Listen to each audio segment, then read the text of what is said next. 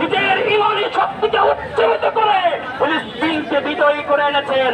আমরাও প্রয়োজন আমাদের ইমানি শক্তিকে উজ্জীবিত করে আমরা ফিলিস্তিনকে বিজয়ী করে ছিনিয়ে আনবো।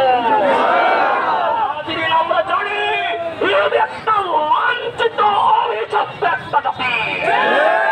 একটা দিন আসবে গাছের গোড়ায় কেউ তো আশ্রয় পাবে না।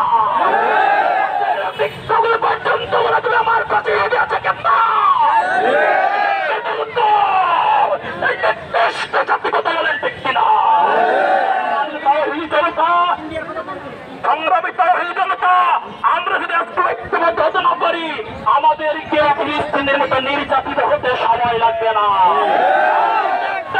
ইন্ডিয়াতে অলরেডি কার্যক্রম শুরু করে দিয়েছে। আমি যদি এখন বিভক্ত হয়ে যাই ইন্ডিয়ারও আমার নতুন করে ইসরায়েলের উদ্ধারণ করে আপনার মতো হামলা করবে।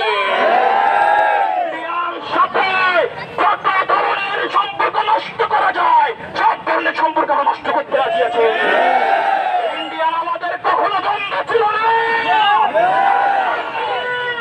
আমাদের বিভক্ত করেছে।